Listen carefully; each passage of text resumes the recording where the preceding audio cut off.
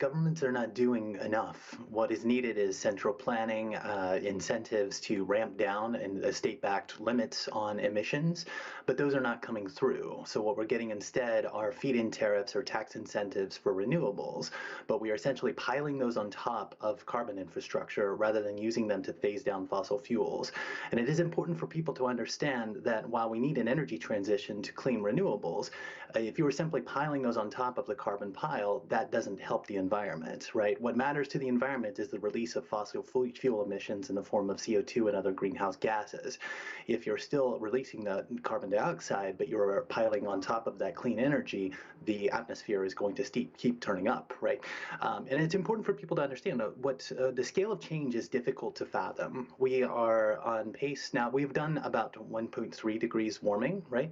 The last year was probably this year is going to be about 1.59 degrees Celsius above pre-industrial. That'll probably come back down a little bit as the La Nina phase sets in, but we're pretty close to being over the 1.5 limit, and that's more than a third of an ice age difference, and we've done that in just the last 30 years. And so I really want people to understand that it is incomprehensible to think that we have done about a third of an ice age difference, and we're on scale to do a full ice age difference by the end of the century, and we've done that mostly in the last 30 years, and it's in the wrong direction from an ice age.